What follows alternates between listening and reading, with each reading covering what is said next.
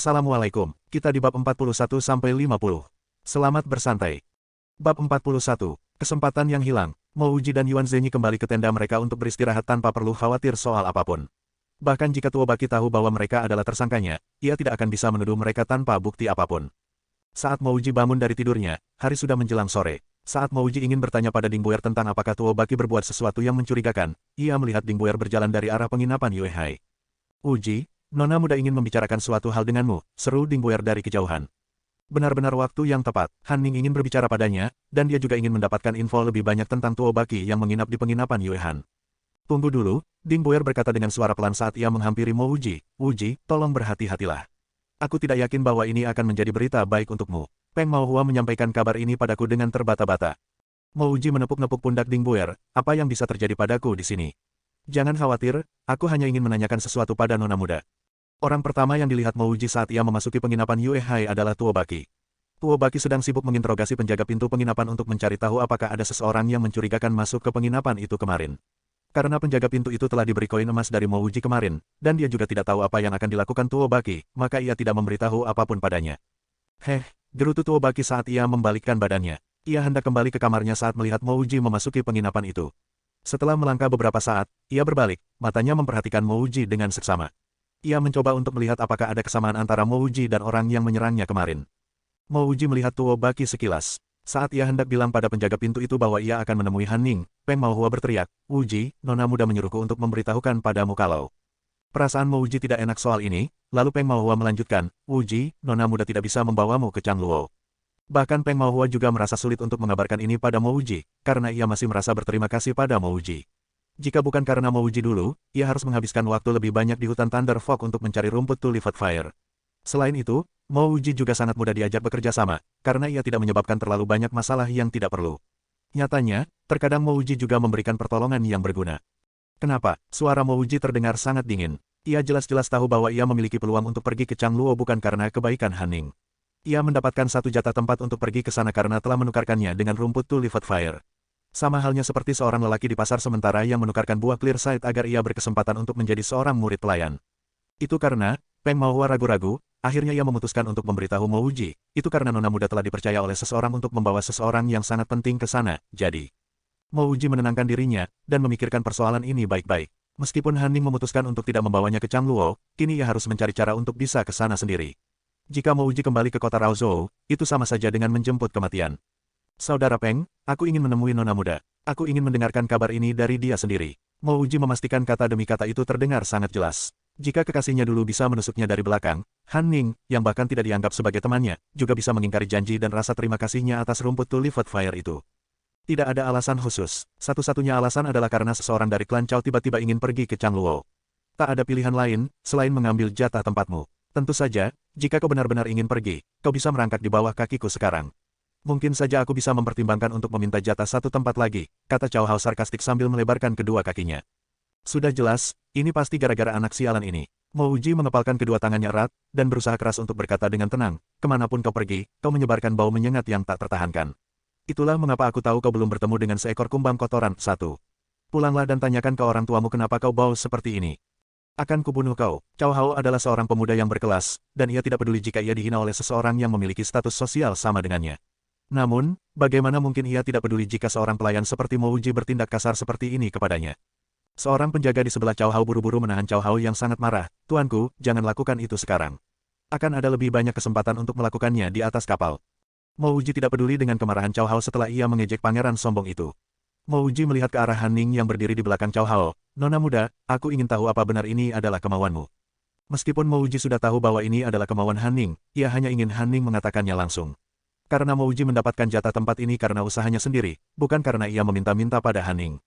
Sekilas Han Ning tampak merasa bersalah, lalu ia berkata, Mo Uji, aku minta maaf.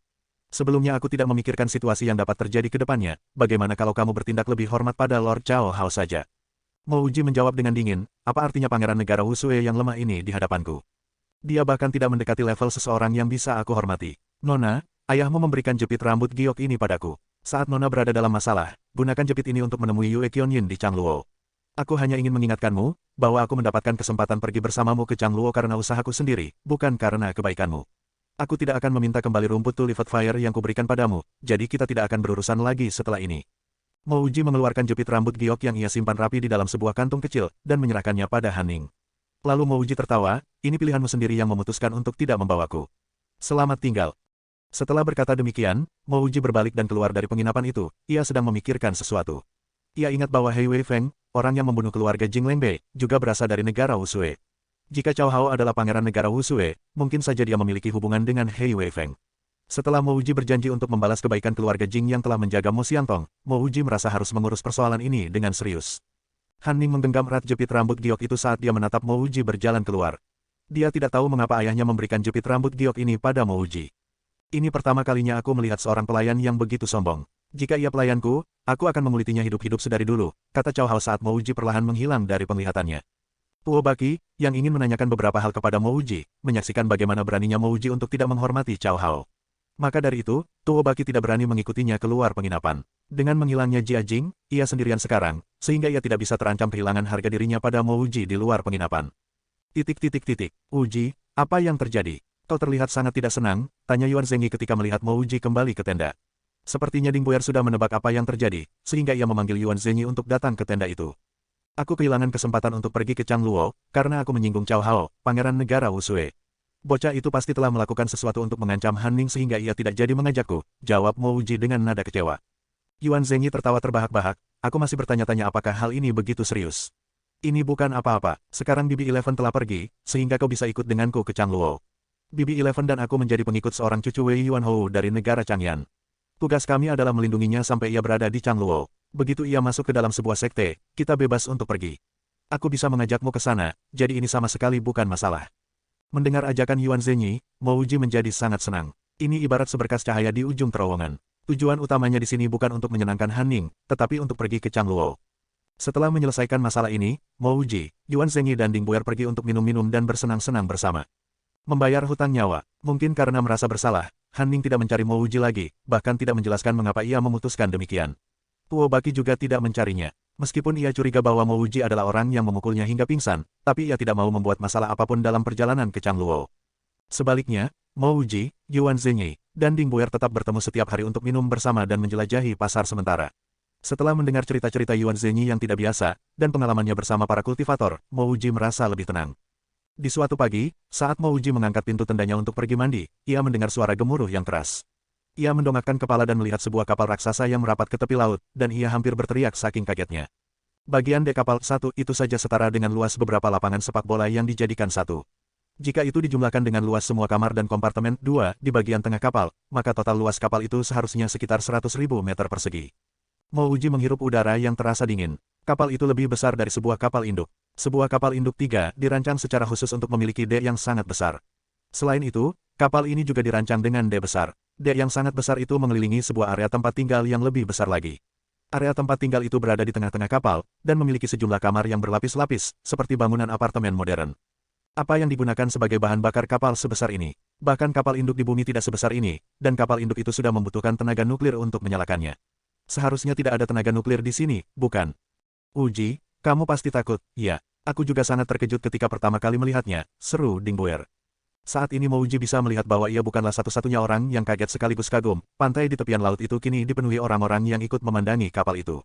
Uji, cepatlah berkemas, dan ikuti aku ke kapal. Boer, kau bisa ikut dengan nona mudamu ke atas kapal, kata Yuan Zengyi sambil berjalan menghampiri Mouji dari arah kerumunan itu. Ding Boer mengerti bahwa ia harus ikut dengan Han Ning untuk naik ke kapal. Uji, saudara Zengyi, aku akan pergi lebih dulu. Kita akan bertemu di Changluo. Yuan Zengyi tertawa, mengapa harus di Changluo? Kita bisa bertemu di atas kapal. Hanya ada sedikit larangan di atas kapal ini, dan selama kau punya uang, kau bisa mendapatkan hidup yang sangat nyaman di atas kapal. Yuan Zengyi menjadi penjaga seorang bangsawan yang tampak baik hati bernama Jising. Ketika Mouji mengikuti Yuan Zengyi saat naik kapal, Jising hanya tersenyum dan mengangguk pada Mouji, dan ia tidak mengatakan apa-apa. Setelah 1 jam, Mouji dan Yuan Zengyi diperintahkan untuk tinggal bersama orang-orang lainnya di sebuah kamar besar yang muat untuk 50 orang. Zengyi, kalau kita tinggal di kamar ini, bagaimana caranya kita bisa membantu Jising bila sesuatu terjadi padanya? Mouji bukan lagi seorang pemula, ia tahu betapa berbahayanya situasi di kapal ini. Ia memiliki pengawal pribadinya. Jika terjadi sesuatu, kita hanya perlu bergegas pergi ke sana. Sebenarnya, tugas utama bagi penjaga seperti kita adalah melindungi tuan muda dari serangan monster laut. Aku dengar bahwa ada banyak serangan monster laut dalam perjalanan ke Changluo. Bila itu terjadi, kita akan datang secepatnya dan segera melindunginya. Lagi pula, Tuan Muda berada di lantai kapal yang sama dengan kita. Hanya para jenius dengan kemampuan yang lebih tinggi yang diperbolehkan tinggal di lantai atas. Sebenarnya, jika terjadi sesuatu, kau tidak begitu perlu ikut membantu. Tuan Muda Jising mengerti bahwa kau hanya meminjam tempat BB-11 untuk bisa naik ke kapal ini, dan kau sebenarnya bukan penjaganya, Yuan Zhenyi menjelaskan. Mendengar ada monster laut, Mo Wuji menjadi sangat penasaran. Kapal ini sangatlah besar, monster laut macam apa yang berani menyerang kapal ini. Mo Wuji dan Yuan Zhenyi termasuk orang-orang yang terakhir datang ke kamar, sehingga mereka diberi jatah tempat tidur di dekat pintu. Karena banyak orang yang keluar masuk dari pintu itu, mereka berdua jadi sulit beristirahat. Wuji, situasi di atas kapal ini berbeda dengan penginapan di tepi laut. Jika seseorang terbunuh di sini, maka mungkin tidak akan ada hukuman yang dijatuhkan pada pembunuhnya. Untuk menghindari nasib sial di kapal ini, cobalah untuk tidak membuat perseteruan dengan orang lain, bisik Yuan Zhenyi setelah menarik tempat tidurnya ke sebelah tempat tidur Mo Wuji. Mendengar kata-kata Yuan Zhenyi, orang-orang yang ada di dekat mereka juga sedikit menganggukkan kepala mereka. Mo Wuji tidak perlu diingatkan oleh Yuan Zhenyi, karena ia juga akan menghindari masalah di sini, sehingga ia bisa tiba di Changluo dengan aman. Begitu ia tiba di Changluo, ada dua hal penting yang harus ia lakukan. Pertama, ia membutuhkan sebuah teknik kultivasi. Kedua, ia perlu menemukan sumber kilat yang tidak berakibat fatal, sehingga ia bisa membuka semua meridian di tubuhnya. Hampir 1 jam kemudian, Mo Wuji merasakan sedikit getaran, ia tahu bahwa mesin kapal itu mulai dinyalakan.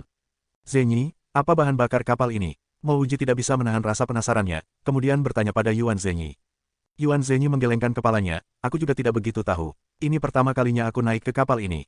Aku dengar bahwa ada seorang master immortal kuat yang menggunakan sekumpulan energi yang luar biasa untuk menggerakkan kapal ini. Aku juga mendengar bahwa kemungkinan ada semacam sumber energi yang menggerakkan kapal ini.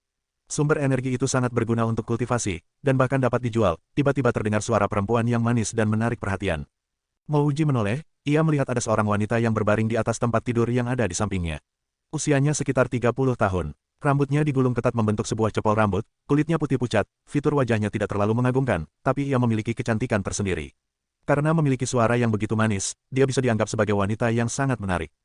Tanpa sadar Mo Wuji duduk dan bertanya dengan bingung, dia juga tidur di tempat ini. Yuan Zhenyi tertawa, mengapa kita perlu memisahkan kamar pria dan wanita? Untuk tinggal bersama-sama di kamar ini, pasti itu adalah keberuntungan kita. Wanita itu tersenyum dan ikut duduk, lalu mengangguk pada Mo Wuji dan Yuan Zhenyi, salam kenal, aku Qin Xiangyu dari Prefektur Ba. Ketika Qin Xiangyu duduk, Mo Wuji melihat tubuh wanita itu lebih sempurna dari wajahnya. Mo Wuji tertawa, aku Mo Wuji dari Chengyu, dan ini Yuan Zhenyi dari Changyan. Bukannya Changyan dan Chengyu sedang berperang.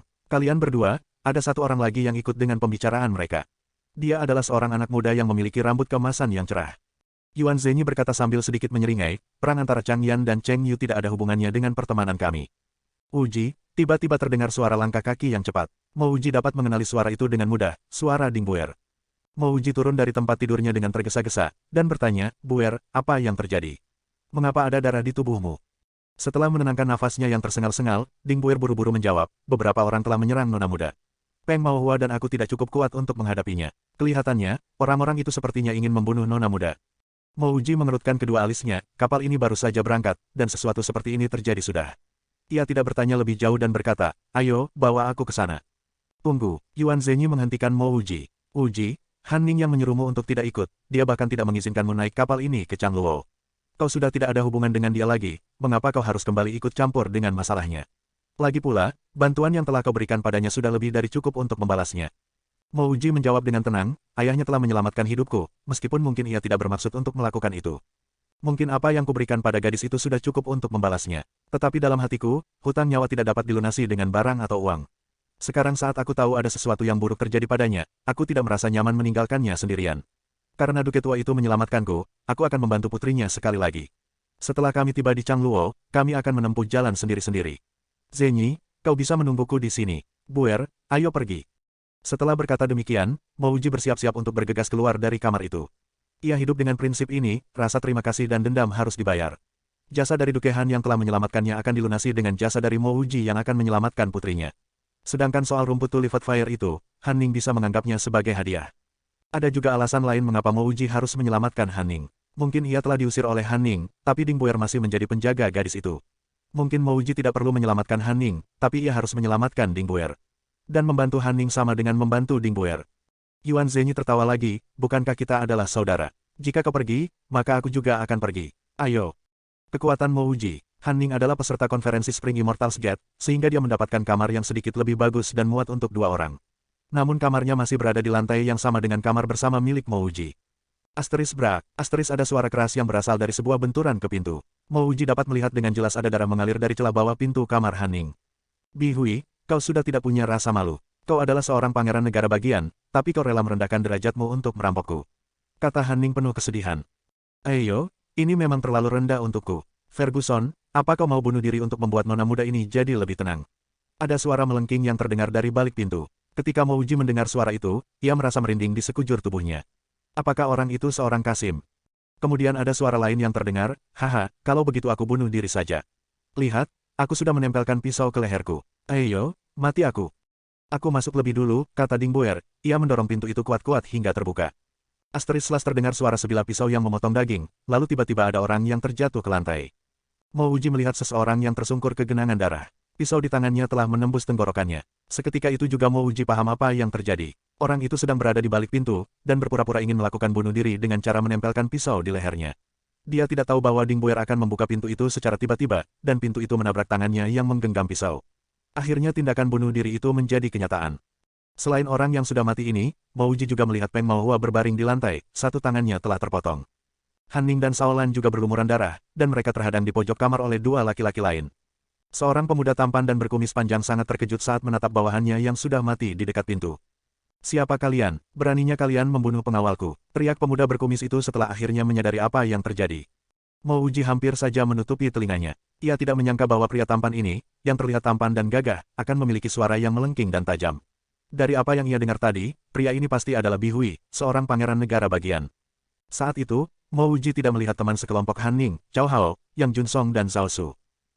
Brak, Yuan Zhenyi yang terakhir masuk kamar, akhirnya menutup pintu dengan paksa. Meskipun ia tahu bahwa para Master Immortal tidak akan peduli dengan masalah ini, tapi orang-orang tidak boleh tahu kejadian ini. Buer, balutlah luka kepala penjaga Peng dengan perban. Mo Wuji dengan panik memerintah Buer saat melihat Peng Maohua meronta-ronta di lantai.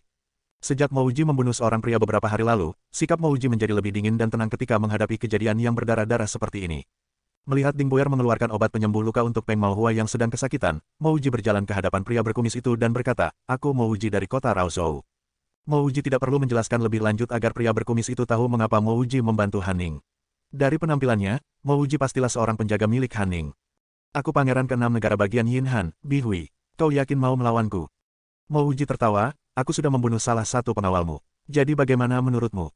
Jika kau memilih untuk pergi sekarang dan mengabaikan masalah ini, aku tidak akan mengungkit-ungkit kejadian ini lagi. Aku bahkan bisa mengundangmu untuk bergabung dengan negara bagian Yin Han," kata Bi Hui pelan, mencoba membuat suaranya jadi lebih lembut dan ramah. Ia menganggap bahwa Mo Wuji dan Yuan Zhenyi adalah orang-orang yang mudah diatasi, khususnya Yuan Zhenyi yang hanya berdiri di belakang. Sebelum Mo Wuji dapat menjawab, Yuan Zhenyi berseru, "Negara Yin Han cuma negara keparat. Aku baru mau bergabung jika penguasa negara kalian menjilat kakiku." Wajah Bi Hui seketika berubah geram. Ia menoleh ke arah 2 orang yang menghadang Han Ning di pojok kamar, dan berkata, "Jodi, beri mereka pelajaran." Seorang lelaki dengan wajah penuh bercak hitam merespon perintah itu. Ia memutar-mutarkan sebilah parang di tangannya sambil berjalan ke arah Mo Wuji. "Wuji, mundurlah, aku yang akan beri dia pelajaran." Yuan Zhenyi belum pernah melihat kemampuan bertarung Mo Wuji, tapi ia dapat menebak bahwa Mo Wuji mungkin tidak cukup kuat untuk melawan Jodi. Tangan Mo Wuji masuk ke dalam sakunya, sebilah pisau sepanjang 1 kaki muncul di genggamannya. "Zhenyi, biarkan aku yang melawannya dulu. Bantu aku hanya bila aku terlihat akan kalah." Pada akhirnya, Mo Wuji dan Yuan Zhenyi tidak akan terus bersama-sama. Di kemudian hari, akan ada hal-hal yang harus diselesaikan sendirian oleh Mo Wuji. Seperti hari ini, Mo Wuji akan tetap menyelamatkan Han Ning meskipun Yuan Zhenyi tidak ikut dengannya. Saat Mo Wuji sedang berbicara, Jodi sudah mulai mengarahkan ujung parangnya ke arah Mo Wuji. Di mata Jodi, ketiga orang di depannya hanyalah 3 target tambahan untuk dibunuh, dan mungkin saja ia bisa membunuh mereka dengan mudah. Mo Wuji tidak pernah berkultivasi, tapi ia punya beberapa pengalaman bertarung. Karena pisaunya pendek, maka ia harus bergerak lebih dekat ke Jodi. Saat Jodi mengayunkan parangnya, Mo Wuji sudah mengambil 1 langkah lebar ke depan, dan bergegas menuju Jodi. Ia menggunakan pisaunya untuk menangkis parang Jodi, dan mengarahkan tinjunya ke kepala Jodi. Klang. Saat pisau dan parang itu berbenturan, Mo Wuji bisa melihat sebuah cahaya biru yang mengalir dari telapak tangannya, ke pisaunya, lalu ke parang Jodi.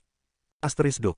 Mo Wuji meninju pelipis Jodi. Tiba-tiba Jodi seakan-akan berubah menjadi sebongkah batu yang tak bernyawa, lalu ia jatuh tersungkur. Mo Wuji sendiri juga kaget. Mengapa dirinya bisa sangat mengesankan? Mo Wuji menyangka bahwa Jodi akan menundukkan kepalanya untuk menghindari pukulan Mo Wuji, dan Mo Wuji akan menendang wajahnya dengan menggunakan lututnya. Tapi ternyata Mo Wuji tidak perlu melakukan sebanyak itu, karena Jodi sudah tak berdaya lagi. Secara tidak sadar Mo Wuji melihat kepalan tangannya, dan juga melihat bahwa parang Jodi sedikit hangus. Mo Wuji tiba-tiba teringat seberkas cahaya biru dari tangannya. Cahaya itu sebenarnya mengingatkannya akan petir yang ditemuinya di danau petir. Setelah memikirkan hal ini, Mo Wuji langsung paham. Setelah meminjam kekuatan petir untuk membuka meridiannya, ada beberapa esensi petir yang tertinggal di meridiannya. Tidak heran mengapa Jodi tampak melamun saat Mo Wuji meninju dia, dan tidak mencoba menghindari tinju itu. Jodi mungkin tertegun oleh kilatan petir dari pisau Mo Wuji. Inilah mengapa serangan Mo Wuji berhasil. Zhu Teng, angkat Jodi dan Ferguson, kita pergi sekarang. Bi Hui segera memanggil satu pengawalnya yang tersisa. Ia tahu bahwa satu pengawalnya yang tersisa tidak cukup untuk melawan para penjaga Hanning. Mo Wuji tidak menghalangi mereka. Yuan Zhenyi ada di sini untuk membantu Mo Wuji. Melihat Mo Wuji tidak menghentikan Bi Hui, maka Yuan Zhenyi juga membiarkan dia pergi. Bi Hui, yang sangat amat takut pada Mo Wuji, berlari keluar dari kamar Hanning dengan kecepatan tinggi. Wuji, aku tidak tahu ternyata kau sangat mengesankan. Tidak heran mengapa kau bisa bertahan satu malam di hutan Thunderfog, Ding Buer berteriak kaget. Sampai-sampai ia lupa untuk membantu membalut luka Peng Maohua dengan perban.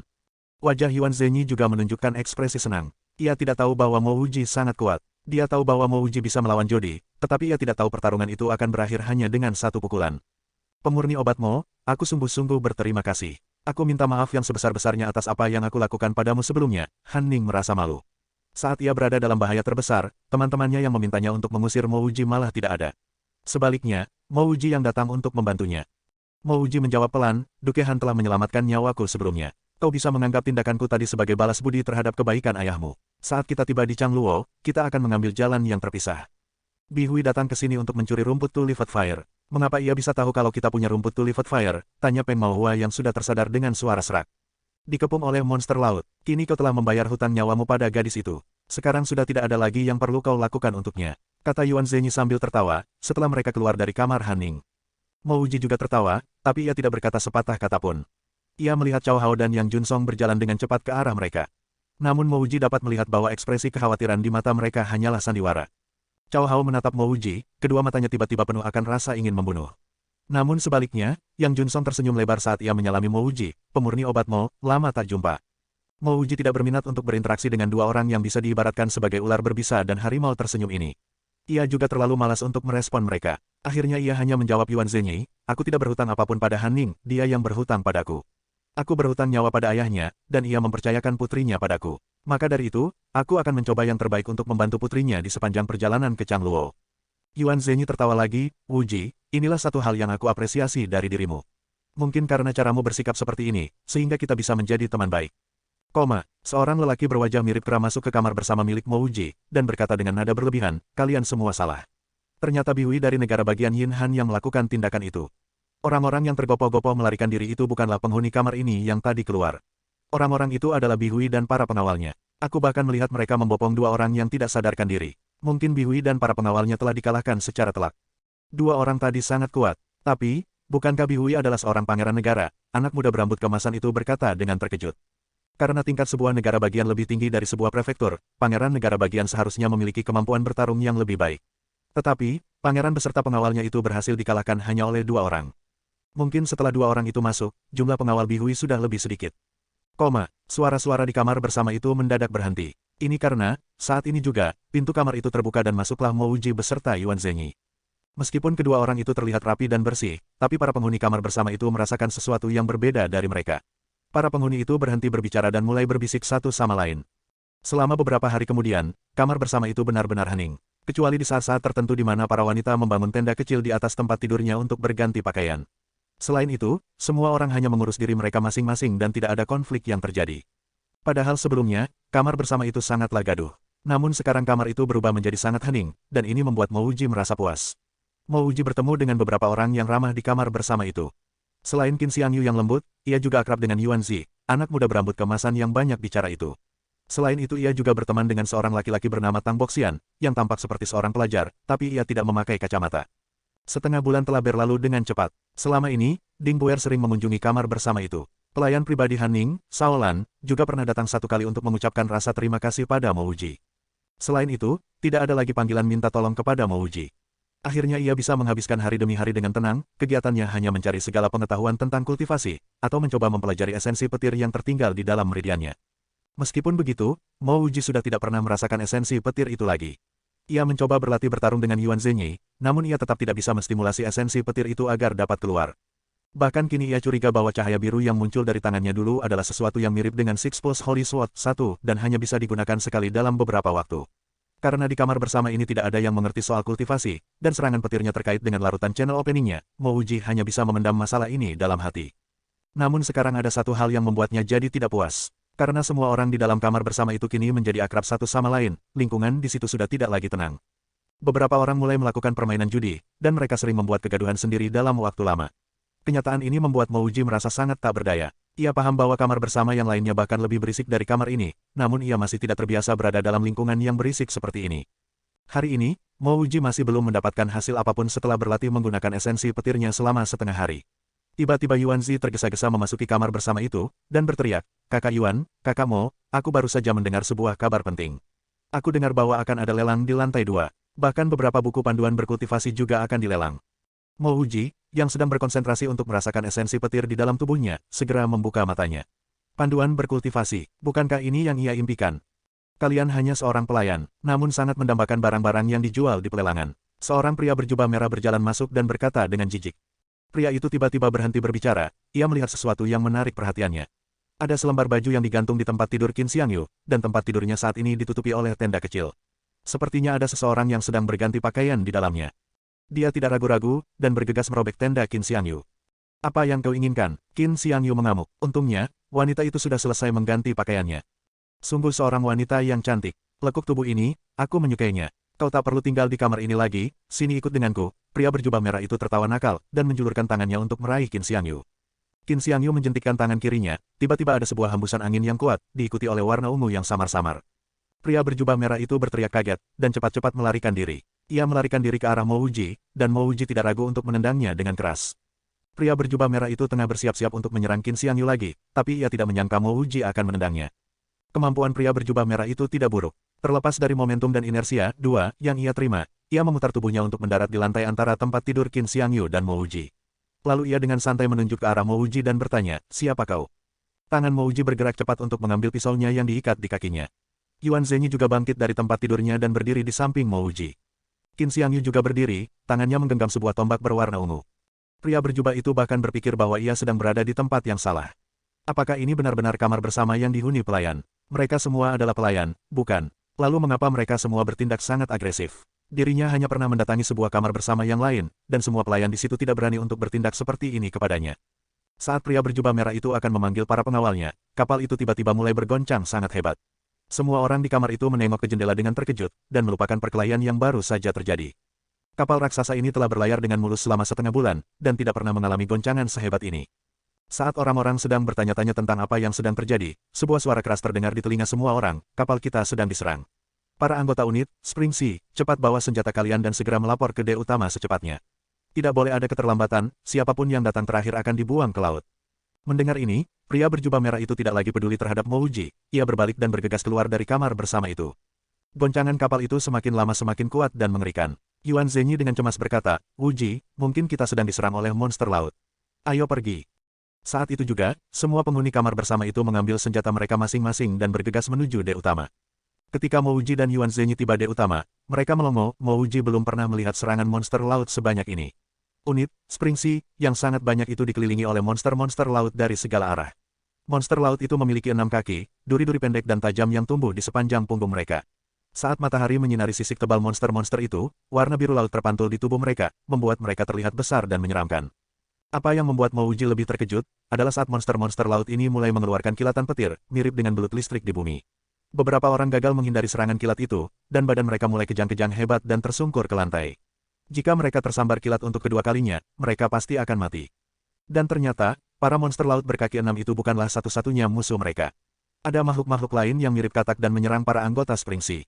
Makhluk-makhluk ini memiliki lidah yang sangat panjang, salah satu makhluk itu menggunakan lidah mereka untuk menggulung pedang seseorang, menarik kembali pedang itu ke mulutnya, dan menelannya. Kita diserang oleh sekawanan Lightning Crocodile berkaki 6. Jangan biarkan satupun dari 6 kaki kotor mereka menginjak kapal ini. Ingat, kelemahan mereka ada di bawah tenggorokan mereka, sedangkan bagian tubuh lainnya sekeras besi. Jadi serang dari bawah tenggorokan mereka saja, teriak seorang lelaki kekar parubaya ketika ia melompat keluar dari lantai 3. Saat ia berbicara demikian, ia mengayun-ayunkan pisaunya, dan 2 ekor Lightning Crocodile telah terpotong menjadi 4 bagian akibat pisau itu. Mouji memperhatikan apa yang dilakukan lelaki paruh baya itu, orang ini bahkan tidak menyerang bagian bawah tenggorokan monster buaya itu, tapi monster buaya itu sudah terbelah jadi 4. Melihat kemampuannya, pastilah ia adalah seorang master immortal. Beberapa jeritan kesakitan terdengar, Mouji bisa mencium bau terbakar dan hangus. Saat ia menoleh ke belakang, ia melihat monster lightning crocodile berkaki 6 menerkam ke arahnya. Saat itu juga, sebuah petir dengan cepat menyambar ke tubuhnya.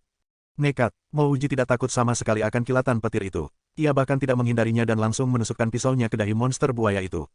Asteris klang, asteris Mouji hampir berpikir bahwa pisaunya telah menusuk sepotong besi, bahkan ada percikan-percikan listrik saat pisaunya mengenai dahi monster itu.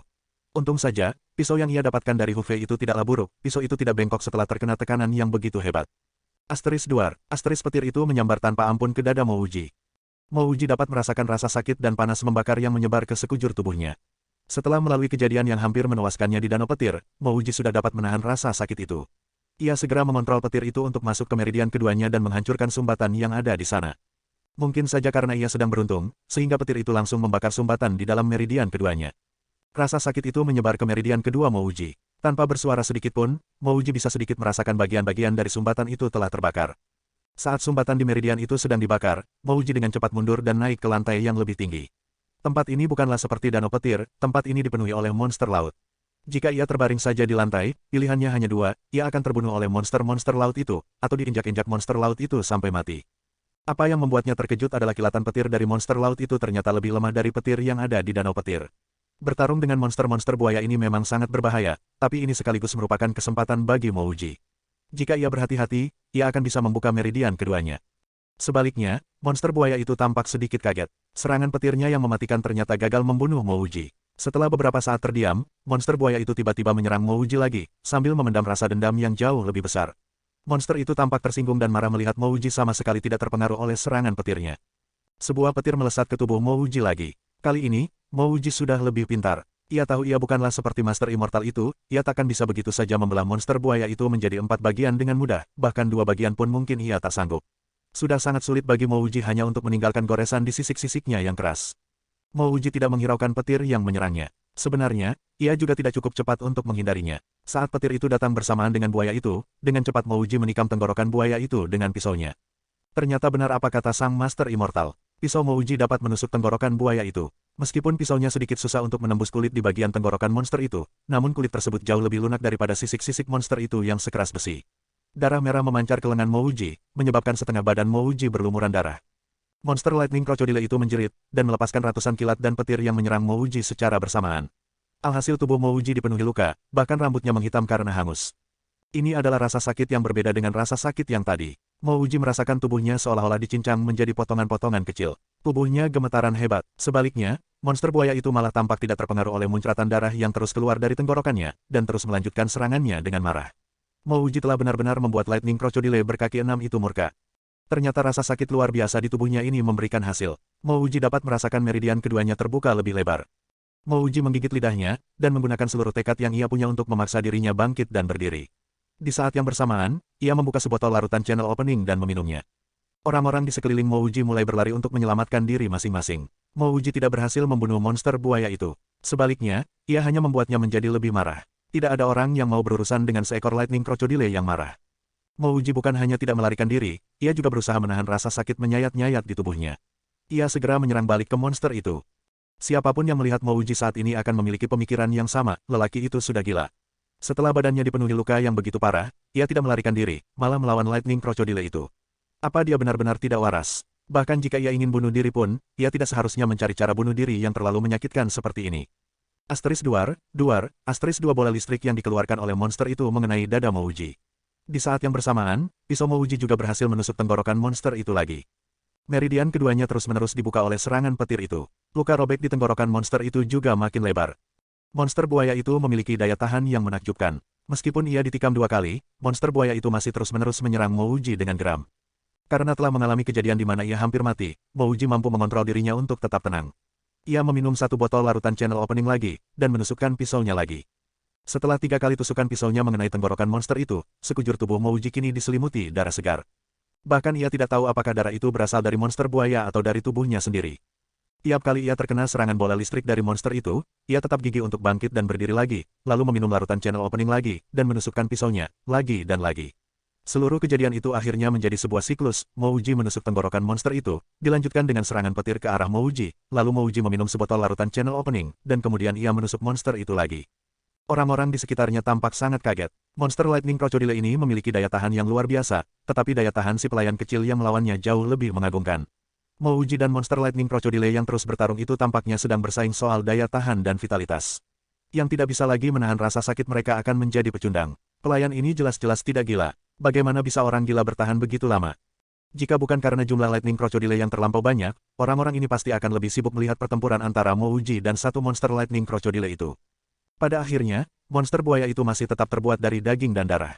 Setelah ditikam oleh Mouji sebanyak hampir 10 kali, tubuhnya yang sepanjang 3 meter akhirnya rebah di dek kapal. Saat monster buaya itu rebah, Mouji merasakan seluruh tubuhnya menjadi lega. Meridian keduanya akhirnya terbuka. Tangan Mouji mulai bergetar, ia tidak tahu apakah ini karena ia menggunakan kekuatannya secara berlebihan, atau hanya karena ia bahagia karena berhasil membuka meridian keduanya. Ketika ia hampir terbunuh oleh Lightning Crocodile itu dan merasakan sakit yang luar biasa, secara tidak langsung ia juga seolah-olah menerima kehidupan yang baru. Keberhasilan semacam ini didapat dari usaha yang gigih, dan membuat Mouji lebih menghargainya. Dengan dua meridian yang sudah terbuka, seluruh tubuh Mouji merasa lega, tetapi ia juga sangat lelah. Ia perlu beristirahat sebentar. Adegan di mana Mouji dengan berani menggunakan seluruh kemampuannya untuk membunuh seekor monster Lightning Crocodile terekam jelas dalam pikiran semua orang.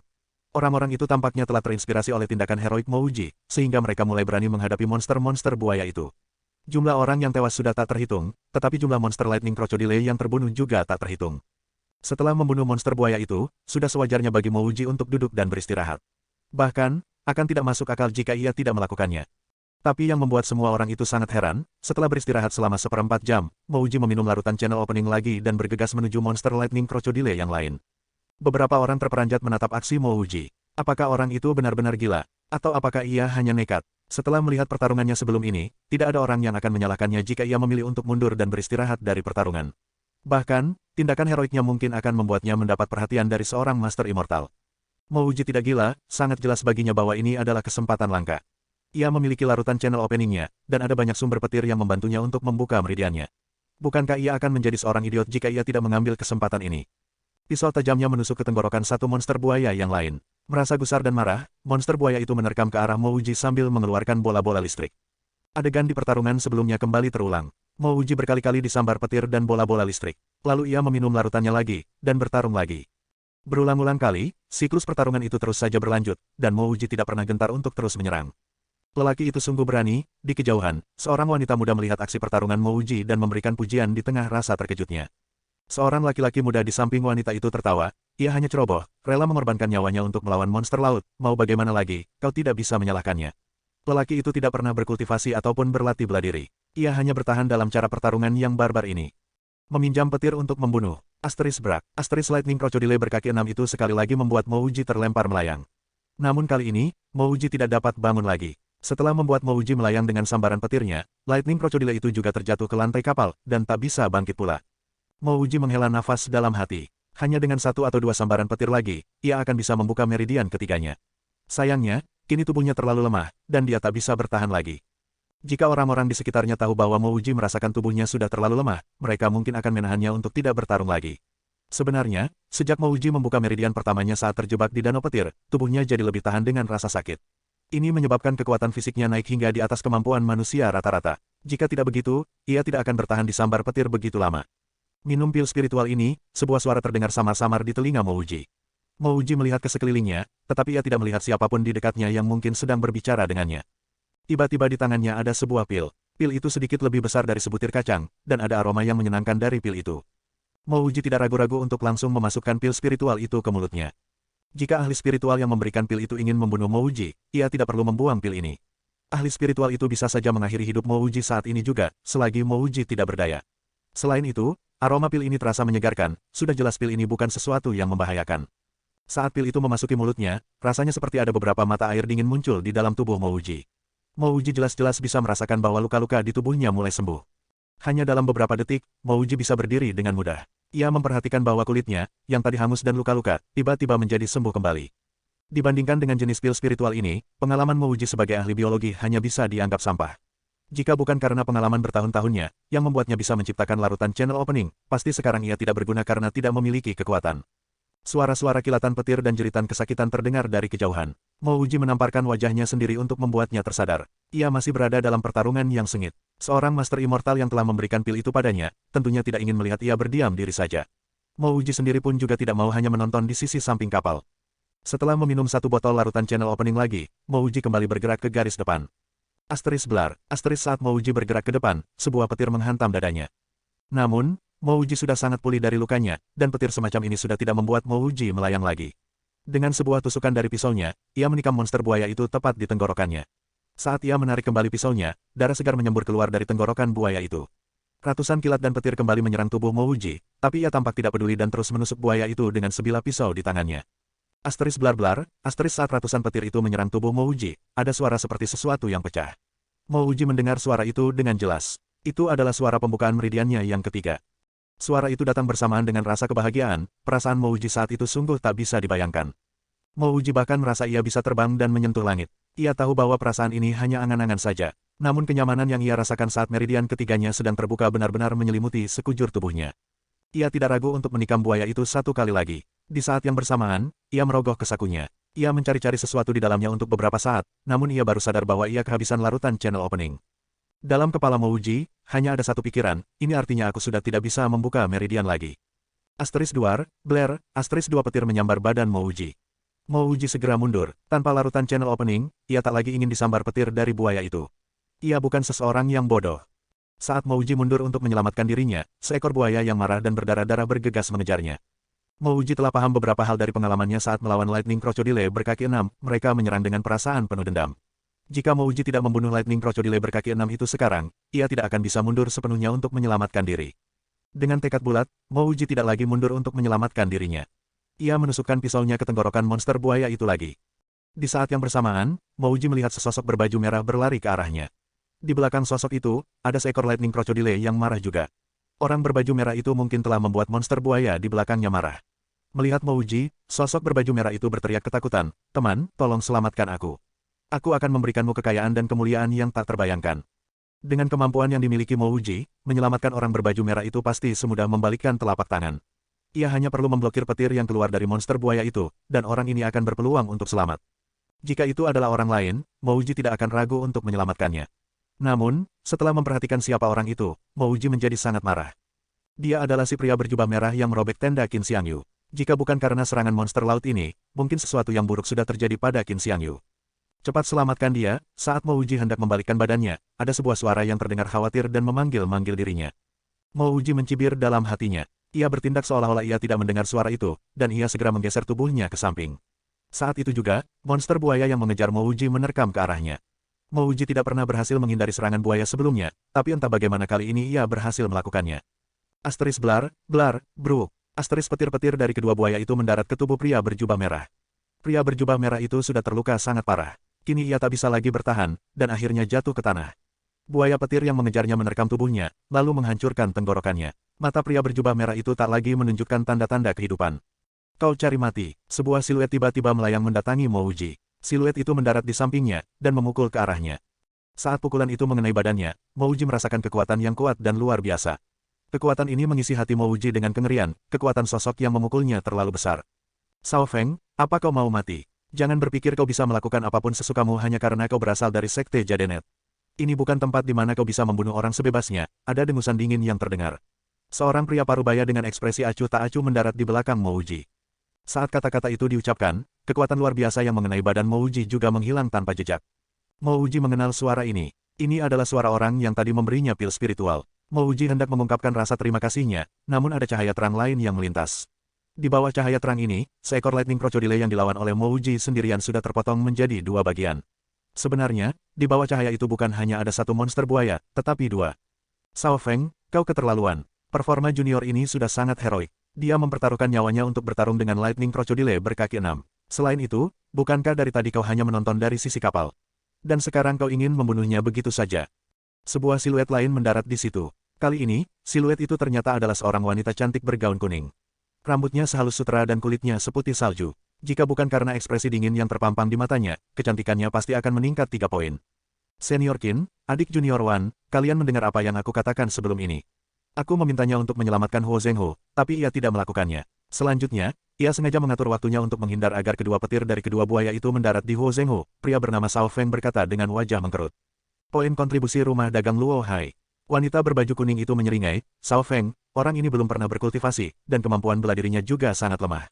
Namun ia mampu membunuh dua lightning crocodile berkaki 6. Terlebih lagi ia hanya menggantungkan hidupnya pada larutan penyembuhnya dan kegigihannya yang besar. Kau pikir dia akan benar-benar bisa menyelamatkan temanmu dari dua buaya itu? Adik murid junior Waner, aku tak bermaksud, wajah Sao Feng mengkerut, dan berusaha menjelaskan dengan terbata-bata. Wanita berbaju kuning itu mengibaskan tangannya, Sao Feng, panggil aku Waner. Aku bukan adik murid juniormu. Kau berasal dari Sekte Jadenet, dan aku dari Heavenly Temple. Kita dari sekte yang berbeda. Karena itu pula, aku akan menganggapmu sebagai seorang teman. Sebagai murid bertalenta dari sebuah sekte besar, harusnya kau bisa bersikap lebih sabar dan toleran. Dalam hal ini, senior Hou Yucheng memang jauh lebih baik darimu. Wajah Sao Feng berubah geram, jangan bandingkan aku dengan si keparat itu. Wanita berbaju kuning itu tidak berkata apa-apa lagi. Mo Uji hendak berterima kasih pada sang Master Immortal Qin dan wanita berbaju kuning itu, namun tiba-tiba terdengar sebuah teriakan yang sangat keras. Secara tidak sadar Mo Uji menoleh ke belakangnya, dan melihat kawanan buaya berkaki 6 dan katak berlidah panjang itu telah berhasil diusir. Di atas dek kapal, hanya tersisa bau amis darah dan tumpukan mayat yang bergelimpangan. Beberapa di antaranya adalah bangkai monster buaya yang mati, dan yang lainnya adalah mayat penumpang kapal. Semua mayat penumpang kapal itu memercikkan listrik. Sebaliknya, hanya sedikit lightning crocodile yang terbunuh dengan cara ditikam tenggorokannya, karena kebanyakan dari monster buaya itu terbelah menjadi dua. Mo Uji tidak perlu bertanya, karena ia sudah tahu bahwa sebagian besar dari buaya-buaya itu dibunuh oleh para Master Immortal. Uji, kau baik-baik saja. Setelah kawanan lightning crocodile itu berhasil dipukul mundur, Yuan Zhenyi cepat-cepat berlari untuk menemui Mo Uji. Sebelumnya, ia terpaksa berpisah dengan Mo Uji akibat bertarung dengan buaya-buaya itu. Untuk melindungi dirinya sendiri saja sudah sulit, apalagi kalau harus membagi perhatiannya untuk mencari di mana Mo Uji. Aku baik-baik saja, bagaimana dengan Buer? Tanya Mo Uji sedikit khawatir. Uji, saudara Zhenyi, aku baik-baik saja, seru Ding Buer dari kejauhan. Badannya juga sedikit menghitam karena hangus. Tampaknya memang tidak mudah baginya untuk selamat dari serangan monster laut itu. Master Immortal, terima kasih telah menolong kami. Melihat Yuan Zhenyi dan Ding Buer baik-baik saja, Mo Uji berbalik dan membungkukkan badan di hadapan Master Immortal Qin dan wanita berbaju kuning itu. Wanita itu menganggukkan kepalanya, namun tidak mengucapkan sepatah kata pun. Sebaliknya, sang Master Immortal bermarga Qin itu terus memandangi Mo Uji untuk beberapa saat, dan berkata, performa bertarungmu tadi tidaklah buruk. Kau bisa pindah dari kamar bersama dan mendapatkan kamarmu sendiri. Dengan cepat Mo Uji menjawab, terima kasih, Master Immortal. Tapi saya sudah nyaman berada di kamar bersama. Mo Uji sadar ia mungkin sudah menyinggung lelaki bernama Sao Feng itu. Mo Uji tidak akan mampu untuk melindungi dirinya sendiri dari seorang ahli spiritual seperti Sao Feng. Jika ia memiliki kamar untuk dirinya sendiri, bisa saja ia akan dibunuh dan tidak ada yang tahu soal itu. Setidaknya, berada di kamar bersama yang ramai itu akan membuatnya merasa lebih aman. Immortal Master Qin tidak memaksanya. Sebagai gantinya, ia bertanya, bagaimana kualitas akar spiritualmu? Mo Uji berkata seolah-olah meremehkan dirinya sendiri, aku pernah mengetesnya 1 kali dulu. Akar spiritualku sangat lemah, akarku tidak lebih baik dari akar mortal. Tentu saja Mo Uji berbohong. Ia tidak mengetes akar spiritualnya 1 kali, tetapi 2 kali. Selain itu, akar spiritualnya bukan lemah, namun ia sama sekali tidak memilikinya. Ia adalah manusia biasa dengan akar mortal. Mo Uji tidak mengatakan itu untuk membuat Master Immortal Qin terkesan, sehingga ia akan diundang untuk bergabung dengan sekte milik Master Immortal Qin. Ia hanya curiga bahwa mungkin sekarang ia benar-benar sudah memiliki akar spiritual, karena ia telah membuka 3 meridian. Jadi, ia mengatakan itu untuk berjaga-jaga saja. Ketika Master Immortal Qin mendengar kata-kata Mo Uji, ada rasa kecewa yang melintas di matanya. Ia menggelengkan kepalanya, sebelum berbalik ke belakang, melompat, dan langsung menghilang tanpa jejak. Dengan ketekunan dan tekad Mo Uji, ibaratnya ia akan menjadi bibit yang baik untuk dipelihara. Namun, seseorang dengan bibit yang baik masih perlu dipupuk dengan cara berkultivasi. Tanpa akar spiritual, Mo Uji hanyalah manusia biasa. Ketekunannya hanya bisa membuatnya mencapai sejauh ini. Kedua mata wanita berbaju kuning itu juga menunjukkan sedikit rasa penyesalan. Setelah itu, dia ikut berbalik dan pergi. Sao Feng tidak berlama-lama di situ untuk terus mencari masalah dengan Mo Uji. Lelaki itu juga segera pergi mengikuti wanita berbaju kuning itu. Dek kapal telah dipenuhi oleh darah segar. Beberapa orang sudah mulai membersihkan mayat-mayat itu. Mo Uji mengestimasikan sekilas, setidaknya sekitar 2.000 orang yang tewas. Hanya dalam satu serangan monster laut, sudah begitu banyak penumpang yang mati. Jika nanti terus-menerus ada serangan yang lebih banyak lagi, bisa saja yang akan sampai di Changluo hanya kurang dari setengah penumpang kapal ini. Mo Uji tiba-tiba mengerti mengapa tidak ada yang membalas dendam pribadi mereka di kapal ini. Jika ada lebih banyak orang di kapal ini, maka peluang mereka untuk selamat dari serangan monster laut juga akan lebih tinggi. Kecuali para Master Immortal yang kuat, semua orang di sini bisa mati kapan saja. Uji, luka-lukamu memang parah, kata Yuan Zhenyi dengan cemas saat Master Immortal Qin dan rekan-rekannya pergi. Yuan Zhenyi melihat tubuh Mo Uji bersimbah darah, dan tubuhnya juga hangus. Maka dari itu, ia berpikir bahwa Mo Wuji terluka parah. Namun, Mo Wuji tahu bahwa sebenarnya lukanya tidak terlalu berat. Ini berkat pil spiritual yang diberikan Master Immortal Qin kepadanya. Zenyi, aku baik-baik saja. Kita akan bicara soal ini ketika kita kembali ke kamar. Saat itu juga, seorang pria berjubah coklat memanggil Mo Wuji. Tunggu, bolehkah aku bertanya, apakah kau Mo Wuji yang tinggal di kamar bersama nomor 32 dari negara bagian Changyan 1? Mo Wuji terkejut saat melihat pria berjubah coklat itu, ia tidak mengenal pria itu. Tetapi pria ini tampak berbeda, tangannya menggenggam sebuah buku, dan sepertinya ia sedang mencari sesuatu untuk dicatat.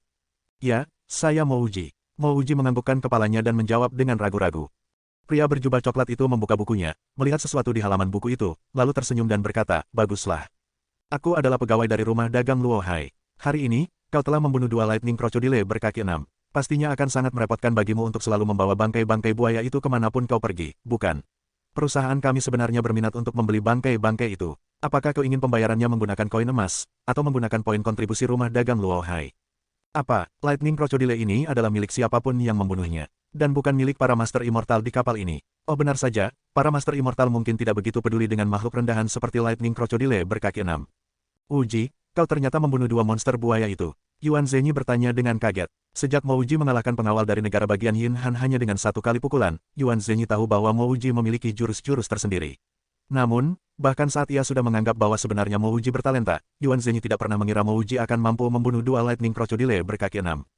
Mo Wuji menganggukkan kepalanya, benar, aku yang membunuh 2 buaya itu tadi. Mo Wuji kemudian menghampiri pria berjubah coklat itu dan bertanya, Tuan, bolehkah aku bertanya lebih lanjut apa itu poin kontribusi rumah dagang Luo Hai? Pria berjubah coklat itu dengan cepat menjelaskan, ada 2 jenis pelanggan di rumah dagang Luo Hai, yaitu pelanggan individu dan reguler. Ada 5 kelas untuk pelanggan reguler, urutan dari rendah ke tinggi adalah kelas oranye, hijau, biru, nila, dan ungu. Bila kau membeli apapun dari rumah dagang Luo Hai, kau dapat mendaftar untuk mendapatkan kartu oranye kami. Dengan kartu ini, kau dapat mengumpulkan poin. Ketika poinmu sudah cukup, kau dapat meningkatkan kelas kartumu. Saudaramu telah membunuh 2 lightning crocodile. Kami bersedia membayar sebesar 20.000 koin emas. Atau, kami juga dapat menawarkan 200 poin kontribusi rumah dagang Luo Hai padamu. Petik 2. 20.000 koin emas sudah dianggap sebagai uang yang sangat banyak bagi sebagian besar orang.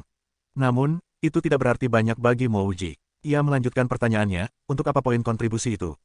Pria berjubah coklat itu tertawa dan berkata, poin kontribusi itu dapat ditukar dengan barang apapun yang dijual di toko kami. Buku panduan berkultivasi, pil, bahkan alat spiritual dapat ditukar. Aku mau poin kontribusi. Mo Wuji tak menunggu pria berjubah coklat itu untuk menyelesaikan kata-katanya. Saat ia mendengar kata, buku panduan berkultivasi, tanpa ragu lagi ia langsung memilih poin kontribusi. Mo Wuji langsung bertanya, berapa poin kontribusi yang dibutuhkan untuk dapat ditukar dengan sebuah buku panduan berkultivasi? Nada bicara pria berjubah coklat itu tiba-tiba menjadi lebih serius, penggunaan poin itu akan bergantung pada tingkat barangnya. Barang dengan tingkat paling rendah hanya bisa ditukar dengan ribuan atau bahkan puluhan ribu poin. Barang-barang dengan tingkat paling tinggi hanya bisa ditukar jika kau punya 1 juta poin. Mo Wuji menghela nafas kecewa. Ia sudah susah payah bertarung untuk membunuh 2 lightning crocodile ini, tapi makhluk ini cuma bisa dihargai 200 poin kontribusi. Bahkan untuk mendapatkan panduan kultivasi yang paling rendah pun tidak akan cukup dengan 200 poin. Kalau begitu, bolehkah aku bertanya bagaimana cara meningkatkan poin kontribusi? Mo Wuji segera bertanya. Pria berjubah coklat itu menjawab, ada banyak cara. Kau bisa menukarkan bahan-bahan, biji, atau pil spiritual. Kau bahkan bisa melakukan beberapa pekerjaan di sana untuk ditukarkan dengan poin kontribusi. Changluo, ibu kota kekaisaran. Setelah mendapatkan 200 poin kontribusi, Mo Wuji kembali ke kamarnya bersama dengan Yuan Zhenyi. Saat Mo Wuji tiba di kamar itu, ia melihat bahwa dari 50 penghuni kamar, hanya sekitar 30 orang yang selamat dari serangan para monster buaya. Dalam 1 kali serangan monster laut saja, 40% penghuni kamar ini sudah tiada. Suasana di dalam kamar itu menegang. Saat Mo Wuji dan Yuan Zhenyi masuk, hampir semua orang berdiri. Wajah-wajah mereka menunjukkan ekspresi hormat sekaligus kagum. Mereka jelas-jelas sudah tahu betapa liar dan beringasnya Mo Wuji saat ia bertarung dengan buaya-buaya itu. Membunuh 2 lightning crocodile seorang diri, selain para master immortal, hanya seniman bela diri yang sangat kuat yang mampu melakukannya. Apa artinya ini? Mo Wuji tampak bingung melihat sikap orang-orang itu. Saudara Mo, kau sungguh-sungguh telah membunuh 2 lightning crocodile berkaki 6. Tang Boxian yang tampak ramah itu melangkah menghampiri Mo Wuji dan bertanya. Di matanya tampak ada rasa tak percaya. Ia hanya berinisiatif untuk menanyakan ini karena ia sudah akrab dengan Mo Wuji. Mo Wuji tertawa, tadi aku cuma beruntung. Oh, ya, mana Yuanzi? Ekspresi Tang Boxian tiba-tiba menjadi sedih, Yuanzi tidak akan kembali lagi. Mo Wuji menghela nafas dalam hati. Manusia memang membutuhkan faktor keberuntungan. Dalam hal kepintaran dan kelincahan, Tang Boxian tidak bisa dibandingkan dengan Yuanzi. Namun pada akhirnya, Yuanzi yang menjadi korban, tapi Tang Boxian bisa kembali dengan selamat. Pada awalnya, Ketika para penghuni kamar bersama itu mendengar berita tentang Mouji, mereka semua membicarakannya dengan rasa tidak percaya. Namun, setelah mendengar Mouji sendiri yang membenarkan berita itu, kamar itu menjadi tenang kembali. Terima kasih kakakmu, Qin Xiangyu, yang sedang berada di tendanya, tiba-tiba keluar tenda dan membungkuk ke arah Mouji. Nada bicara gadis itu menyiratkan rasa terima kasih dan kagum. Mouji tahu bahwa gadis itu telah melihat insiden yang terjadi antara dirinya dan si pria berjubah merah. Mouji mengangguk ke arahnya, sebelum menghadap ke orang-orang itu dan berkata, aku perlu istirahat. Aku tahu kalian semua juga butuh istirahat. Silakan lakukan usaha terbaik kalian untuk tidak terlalu banyak bersuara. Di kamar bersama ini, kata-kata Mouji ibarat perintah kekaisaran. Setelah mendengar kata-katanya, semua orang kembali ke tempat tidur masing-masing untuk beristirahat. Seluruh ruangan menjadi lebih tenang dari sebelumnya. Setiap kali ada orang yang mau berbicara, mereka lebih memilih untuk berbisik-bisik. Semua orang tahu, keheningan ini bukan karena berkurangnya 20 orang di kamar bersama itu. Tapi ini karena Mouji lebih suka suasana yang tenang. Shao Feng tidak datang lagi untuk mencari masalah dengan Mouji. Mungkin karena ia sudah diperingatkan oleh Kuaner, atau karena ia menganggap waktunya akan sia-sia jika harus berurusan dengan Mouji. Setelah mengetahui harga buku panduan berkultivasi, Mouji tidak lagi berniat untuk ikut dalam pelelangan. Puluhan ribu koin emas yang ia miliki mungkin terlihat sangat banyak, tetapi tidak akan cukup untuk membeli buku panduan kultivasi, atau barang-barang sejenisnya.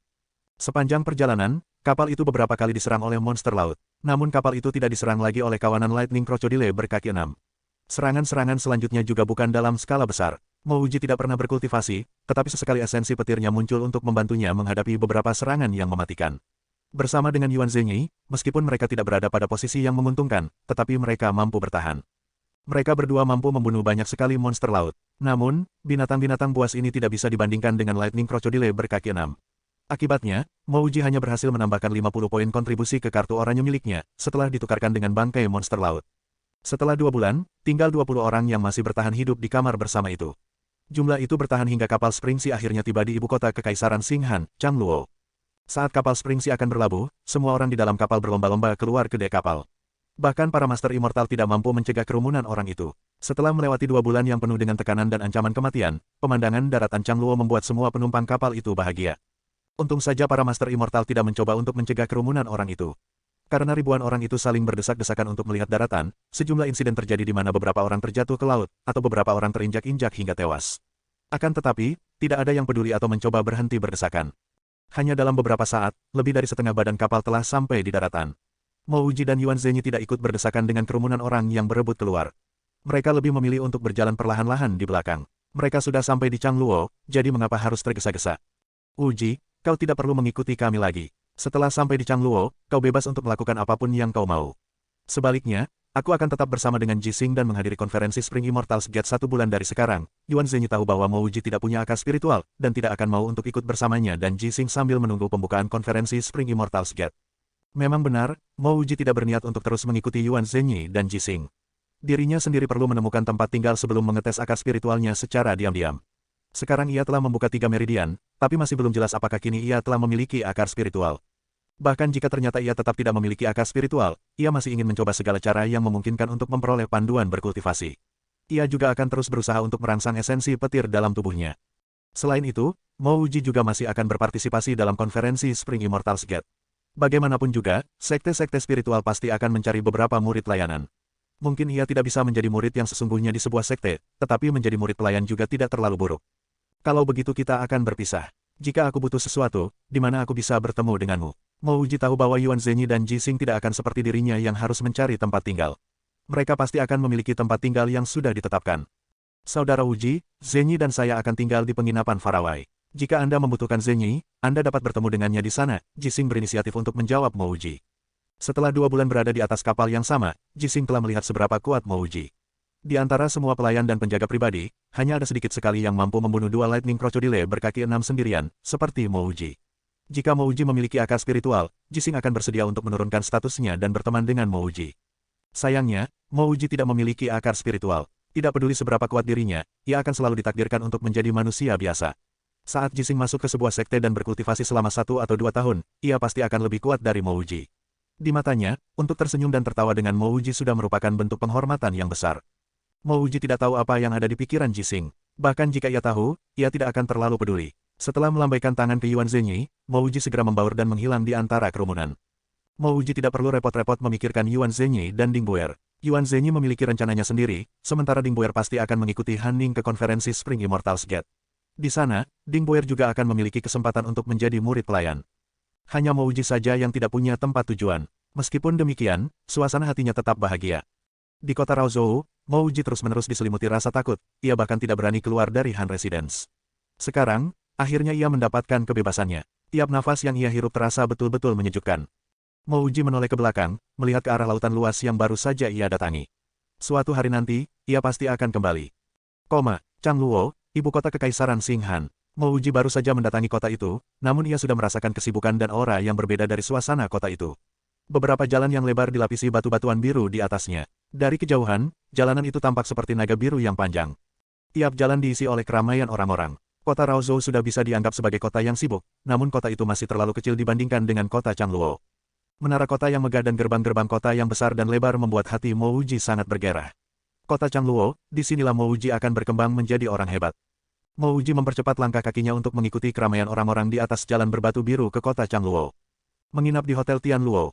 Kota Raozhou sudah mengalami industrialisasi. Bila dipikir secara logis, kota Changluo seharusnya akan lebih terindustrialisasi, dan memiliki lebih banyak teknologi yang lebih canggih. Namun, di sini Mouji merasakan nuansa kebudayaan yang lebih kaya daripada teknologinya. Bangunan-bangunan dan olah-olah di sini membuat Mouji merasa seolah-olah ia sedang dibawa kembali ke masa-masa bersejarah yang sudah lampau. Toko-toko di kota ini mengingatkan Mouji pada bangunan toko zaman dulu. Selain itu, bangunan-bangunan toko ini juga besar dan indah. Mouji harus menemukan tempat tinggal secepatnya. Karena konferensi Spring Immortals Gate sudah semakin dekat, maka berbagai tempat menginap di sini akan lebih cepat habis. Jika ia terlalu banyak membuang waktunya melihat-lihat bangunan kota, mungkin saja ia harus tidur di jalanan nantinya. Ramalan Mouji ternyata sangat tepat. Ia sudah mendatangi setidaknya belasan hotel, namun ia tidak berhasil mendapatkan kamar kosong. Saat Mouji sudah mulai menurunkan harapannya, ia melihat 3 kata berukuran besar, Hotel Tianluo. Hotel Tianluo mungkin bukan salah satu bangunan yang paling ramai dikunjungi di kota ini, namun letak hotel ini tentu saja tidak terpencil. Selain itu, desain eksterior Hotel Tianluo tampak lebih bagus daripada belasan penginapan yang ia datangi sebelumnya. Mouji sudah menebak bahwa hotel semacam ini mungkin juga sudah kehabisan kamar kosong. Namun, ia tetap saja masuk ke hotel itu dengan sebuah harapan akan ada kamar yang tersedia.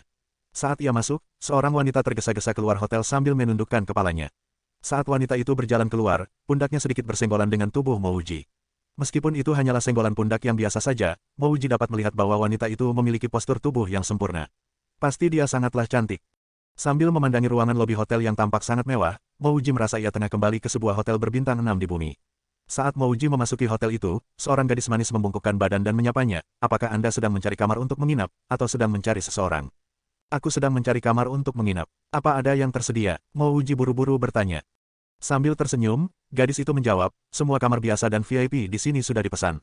Namun, kami masih memiliki kamar kelas superior. Orang yang menginap di kamar itu baru saja meninggalkan kamar. Jika Anda menginginkannya, Anda perlu membayar biaya akomodasi untuk 2 bulan penuh." Mouji tiba-tiba teringat wanita yang tergesa-gesa meninggalkan hotel itu saat ia masuk. Jika benar wanita itulah yang baru meninggalkan kamar itu, maka keberuntungannya benar-benar terlalu baik. Berapa biayanya selama 2 bulan? Mouji segera menyela dan tidak menunggu gadis resepsionis itu untuk selesai bicara. Gadis itu mempertahankan senyumnya, dan dengan tenang menjawab, "Karena saat ini adalah periode konferensi Spring Immortals Gate, harga kamar kami meningkat 10 kali lebih tinggi. Biaya akomodasi kamar kelas superior adalah 10.000 koin emas per bulan.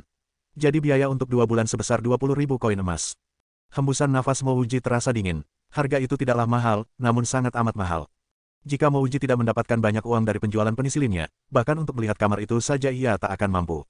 "Ini 20.000 koin emas. Aku akan tinggal selama 2 bulan, meskipun harganya sangat mahal." Mouji hanya bisa menggertakkan giginya. Ia tidak ragu-ragu untuk mengeluarkan 2 uang kertas yang masing-masing bernilai 10.000 koin emas. Mouji tidak memiliki hak untuk berpartisipasi dalam konferensi Spring Immortals Gate. Namun, tetap saja konferensi itu merupakan kesempatan sekali seumur hidup bagi Mouji. Selain ia ingin mencari seorang ahli jenius spiritual, sekte-sekte spiritual juga akan merekrut murid-murid pelayan. Jika nantinya terungkap bahwa ia memiliki akal spiritual, mungkin saja ia akan direkrut sebagai murid dari luar kota. Bahkan sekadar menjadi murid pelayan dari sebuah sekte besar akan berguna untuk kultivasinya nanti. Sama seperti calon-calon mahasiswa yang ingin mendaftar di Universitas Peking, mereka akan menginap di dekat universitas. Mouji juga ingin tinggal di dekat lokasi perhelatan konferensi Spring Immortals Gate jika ingin bergabung dengan sebuah sekte. Selama jangka waktu ini, ia akan mendapatkan istirahat yang baik dan dapat mempertahankan kondisi tubuh yang baik. Mudah saja baginya untuk menemukan cara agar dapat menghasilkan uang lagi. Namun, kesempatan langka seperti ini tidak akan didapatkan lagi dengan mudah. Jika ia meninggalkan hotel itu sekarang untuk mencari penginapan lain yang lebih murah, mungkin pada akhirnya ia akan benar-benar harus tidur di jalanan. Selain itu, hotel ini terlihat sangat megah dan bergengsi. Bahkan mungkin saja nanti ia akan bertemu dengan beberapa Master Immortal selama tinggal di sini. Gadis resepsionis yang manis itu tidak menyangka Mouji akan benar-benar menyerahkan 20.000 koin emas. Selain para Master Immortal, hanya bangsawan atau orang yang sangat kaya yang mampu menginap di sini. Melihat penampilan Mouji yang biasa saja, lelaki itu tidak tampak seperti seseorang yang mampu membayar kamar di hotel ini. Sebelumnya, gadis itu tetap tersenyum hanya karena ingin bersikap sopan. Apa ada masalah? Melihat wajah gadis itu yang tampak termangu, Mouji buru-buru bertanya. Karena persediaan kamar makin menipis, akan lebih baik baginya untuk mendapatkan kamar secepatnya. Oh, tidak ada, silakan tunggu sebentar, saya akan mendaftarkan Anda. Gadis itu segera tersadar, dan dengan penuh hormat ia membantu Mouji mengisi semua data yang diperlukan untuk mendaftar sebagai penghuni kamar. Dalam beberapa menit saja, Mouji sudah mendapatkan kunci kamar dan kartu identitas penghuni kamar. Ia akan tinggal di kamar nomor 0182, yang berada di lantai 3. Apakah masih ada kamar kosong? Tepat saat Mouji sudah mendapatkan kuncinya, ada sebuah suara yang terdengar gelisah. Yang tadi berbicara adalah seorang gadis muda. Dia memiliki alis tebal dan mata besar, yang membuatnya terlihat sangat tegas. Sayangnya, sikap tegas menyebabkan dia kehilangan banyak pesona khas wanitanya. Di sebelah gadis itu, adalah seorang pria muda dengan pedang yang digantungkan di punggungnya. Aku benar-benar minta maaf. Kamar terakhir sudah dipesan oleh beliau, jawab resepsionis itu dengan sopan sambil menunjuk Mouji. Ketika gadis muda itu mendengar kata-kata itu, dia segera menoleh ke arah Mouji, berikan kuncimu. Aku akan membayarmu 2 kali lipat. Aku hanya butuh istirahat, jadi aku tidak bisa memberikan kamarku padamu. Maaf, tentu saja, Mouji tidak akan menyerah pada rencananya hanya demi beberapa koin emas. 3 kali lipat, gadis beralis tebal itu mengerutkan alisnya. Setelah menilai penampilan Mouji yang biasa saja, dia memutuskan untuk menaikkan tawaran harganya. Setelah menawarkan harga ini, gadis itu segera menambahkan, "Nak, kau harus puas dengan tawaranku. Jangan terlalu serakah dan mengundang masalah untuk dirimu sendiri." Gadis kecil, bolehkah aku bertanya harga per malam di kamar terbaik hotel ini? Tanya Mouji pada resepsionis. Mouji tidak menyukai orang-orang yang mencoba menyelesaikan masalahnya dengan uang. Selain itu, gadis beralis tebal itu bahkan mencoba mengancamnya. Sayangnya, Mouji bukanlah orang yang takut dengan ancaman seperti itu. Mendengar Mouji memanggilnya dengan sebutan, gadis kecil, gadis resepsionis itu tampak tersipu, dan menjawab, kamar terbaik kami adalah kamar Master Immortal. Biayanya 10.000 koin emas per malam. Oke, aku akan mengambil kamar Immortal Master yang terbaik. Kau dapat memberikan itu ke orang-orang ini, gratis. Kata Mouji, ia sengaja mengibaskan tangannya dengan sombong. Resepsionis itu menjawab dengan nada meminta maaf, kami minta maaf sebesar-besarnya. Kami tidak punya kamar Master Immortal yang tersisa. Oh, kalau begitu, aku tidak akan sengaja mengganggu mereka lagi. Mouji menoleh ke arah gadis beralis tebal itu, lalu sengaja tertawa di hadapannya dan mulai berjalan menuju kamarnya. Resepsionis itu tidak mengerti apa maksud Mouji mengatakan, sengaja mengganggu, tapi dia dapat memahami bahwa Mouji tidak senang dengan perilaku si gadis beralis tebal. Berani-beraninya seorang mortal bertingkah sombong. Aku akan memberinya pelajaran. Gadis beralis tebal itu baru mengerti bahwa Mouji baru saja membodohinya. Pemuda yang ada di sebelahnya berkata terus terang, adik murid junior, karena sudah tidak ada kamar yang tersisa, lebih baik kita cari hotel lain saja. Lagi pula, kita tadi keluar secara diam-diam. Jika kita menimbulkan terlalu banyak masalah dan mereka sampai tahu. Tersadar setelah mendengar kata-kata pemuda di sampingnya, gadis beralis tebal itu akhirnya menyerah. Dengan penuh kebencian, ia berkata, dasar bocah, jangan sampai dia jatuh ke tanganku, atau ia akan merasakan kekuatan dari Heavenly Area Palace. Ayo kita pergi. Melihat kedua orang itu berjalan pergi, resepsionis itu tampaknya sedang mengingat sesuatu. Tiba-tiba ekspresi wajahnya berubah menjadi takut. Perlahan dia menoleh ke arah kamar Mouji, dan diam-diam berdoa untuknya dalam hati. Teknik Immortal Mortal. Setelah beristirahat hanya 1 hari, Mouji meninggalkan kamarnya dan pergi menuju ke rumah dagang Luohai. Masih ada waktu 1 bulan sebelum konferensi Spring Immortals Gate dilaksanakan. Maka dari itu Mouji memutuskan untuk melihat-lihat rumah dagang itu dan mencari tahu tentang teknik kultivasi yang sangat ia inginkan. Tidak apa-apa jika ia belum mampu membelinya, tak ada salahnya untuk melihat-lihat. Meskipun kini ia kehabisan larutan channel opening, tapi anehnya Mouji sama sekali tidak mengkhawatirkan itu. Walaupun ia bisa membuat larutan channel opening lagi, namun larutan itu tidak akan terlalu efektif tanpa adanya petir yang merangsang meridiannya. Kesederhanaan bangunan rumah dagang Luohai sangat kontras dengan kemewahan Hotel Tian Luo. Ada 2 patung binatang buas tak diketahui jenisnya diletakkan di pintu masuk toko, dan tampak menyeramkan. Pintu-pintu lebar toko itu dipenuhi oleh orang-orang. Ketika Mouji mengikuti kerumunan itu hingga ke dalam bangunannya, ia langsung mencium aroma obat-obatan. Lobi di lantai pertama dipenuhi dengan obat-obatan yang tak terhitung jumlahnya. Obat-obatan itu tertata rapi di dalam lemari yang bersih dan transparan. Bila dilihat sepintas, sepertinya tidak ada yang kurang. Ada nama-nama obat beserta fungsinya, tingkatannya, bahan-bahan yang menyusunnya, nama-nama orang yang membuatnya, dan bahkan nama tanaman obat utama yang digunakan untuk membuatnya. Semuanya diberi label dengan jelas. Dulu Mouji telah menjelajahi sejumlah toko obat di kota Raozhou. Namun, baru pada saat ini juga, ia menyadari bahwa obat-obatan di toko-toko obat kota Raozhou hanyalah suplemen. Di belakang setiap meja konter, ada seorang pegawai yang duduk di sana. Selama para pengunjung tidak bertanya tentang harga suatu barang, pegawai itu hanya akan duduk diam. Meskipun demikian, begitu ada pengunjung yang bertanya tentang apapun, para pegawai itu akan menjawabnya dengan cepat dan tepat, lengkap dengan menyebutkan rekomendasi dan saran obat yang akan dibeli. Mouji sangat mengapresiasi kinerja para pegawai itu. Ia paling benci memasuki sebuah toko yang mana para pegawainya akan membanjirinya dengan berbagai pertanyaan, meskipun ia tidak menunjukkan minat sedikitpun untuk membeli sesuatu. Bagaimana caranya seseorang bisa memilih-milih barang yang diinginkan jika ia berada dalam kondisi seperti itu? Setelah berkeliling di dalam rumah dagang Luohai, Mouji tidak membeli obat apapun. Satu-satunya obat yang bisa ia beli di sini adalah pil penyembuh luka, karena obat itu adalah yang termurah. Namun harga yang paling murah pun bisa mencapai ratusan koin emas. Meskipun begitu, kemanjuran obat penyembuh luka ini sepertinya tidak akan melebihi penisilin yang pernah ia buat. Setelah melihat-lihat obat-obatan di situ, Mouji mulai bisa mengapresiasi penisilin buatannya. Ia baru menyadari bahwa penisilin memang benar-benar revolusioner. Bila penisilin mulai diproduksi besar-besaran, pasti harganya hanyalah mencapai beberapa koin perak, atau bahkan koin tembaga. Jika begitu, maka perbedaan antara penisilin dan obat penyembuh luka di sini akan semakin kontras. Mouji naik ke lantai 2 rumah dagang Luohai, yang juga dipenuhi oleh berbagai macam pil seperti di lantai pertama. Bila dilihat dari penampilan dan kemasannya, obat-obatan di lantai 2 lebih mahal dari yang ada di lantai 1. Mouji tidak berkeliling di lantai 2, karena ia tidak akan bisa membeli satupun dari obat-obatan itu. Di lantai 3, Mouji melihat buku-buku panduan kultivasi. Mouji segera melihat deretan buku-buku itu. The Sagittarius Book of Life Energy, harganya 1 juta koin emas atau dapat ditukar dengan 8.000 poin kontribusi. The Key Circulation Longevity Scroll, kelas Elite Mortal, harganya 6 juta koin emas, dapat ditukar dengan 50.000 poin kontribusi.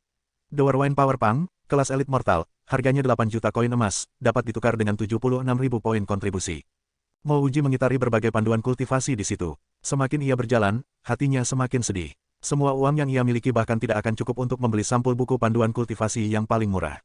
Ada yang bisa saya bantu, kawan? Setelah memperhatikan bahwa ekspresi di mata Mouji tampak berubah setelah ia mengangkat kepalanya lagi, seorang pegawai segera menghampirinya. Mouji terkesiap, sambil memaksakan diri untuk tersenyum dan bertanya, bolehkah aku bertanya, kenapa semua teknik di sini tertulis kelas mortal? Mendengar pertanyaan Mouji, pegawai itu menyadari bahwa peluang akan adanya transaksi di situ sudah lenyap. Kemungkinan Mouji tidak akan membeli satupun dari buku-buku ini. Bagaimana caranya ia akan membeli sebuah buku panduan kultivasi, jika ia sendiri tidak mengerti sistem pembagian kelas teknik-teknik kultivasi?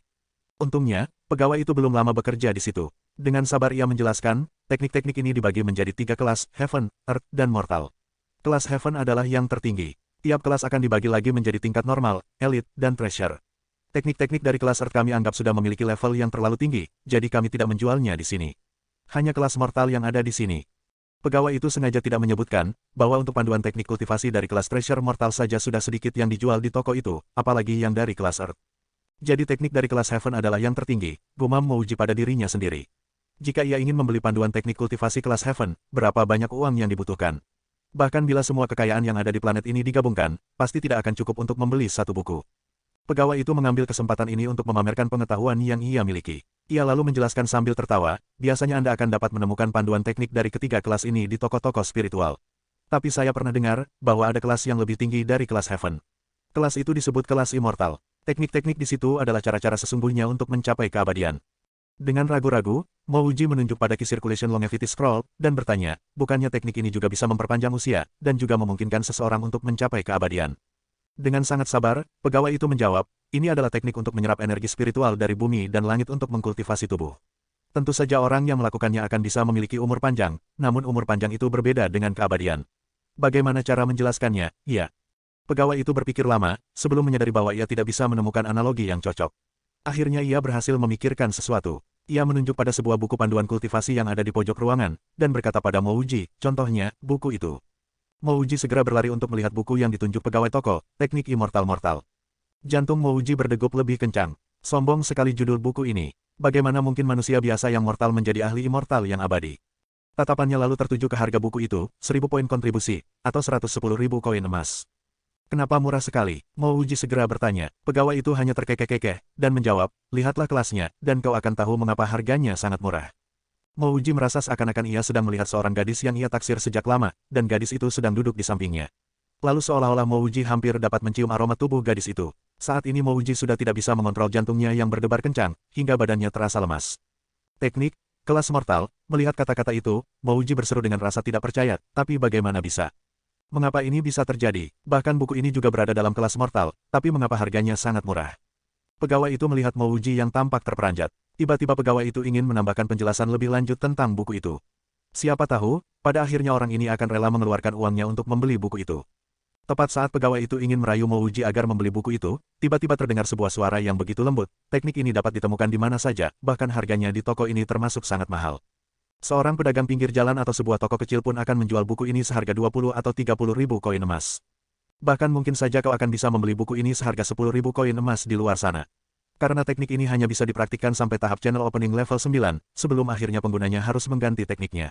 Selain itu, metode mempraktikkan teknik ini juga sangat amat sulit. Dan juga, untuk mencapai tahap channel opening level 9 dengan menggunakan teknik ini akan memakan lebih banyak energi dan sumber energi, bila dibandingkan dengan teknik-teknik lain. Yang baru saja berkata demikian adalah seorang pria parubaya yang murah senyum, postur tubuh setara dengan orang rata-rata. Kata-kata dari pria ini seolah-olah ibarat seember air dingin yang menyiram Mouji. Awalnya ia berpikir bahwa ia akhirnya telah menemukan yang bisa dibelinya, tapi ternyata pedagang pinggir jalan juga menjual buku ini. Terima kasih atas saran Anda, Tuan. Meskipun ada kekecewaan yang menyakitkan di hatinya, Mouji mengangkat tangannya menunjukkan sikap berterima kasih. Dengan malu-malu, pegawai toko itu berkata, memang beberapa pedagang di pinggir jalan juga menjual ini, tapi setidaknya toko kami menjual versi lengkapnya. Ada beberapa konten yang hilang dalam versi yang dijual oleh para pedagang di pinggiran jalan. Dan bukunya pun dibuat dari bahan yang kasar. Saya katakan yang sejujurnya, setidaknya kami telah menjual 10 buah buku itu di toko ini. Lelaki tadi mengangguk dan berkata, itu memang benar, kau dapat mempercayai kualitas barang milik rumah dagang Luohai. Oke, para pendengar jenius. Sampai jumpa di bab selanjutnya. Wassalamualaikum.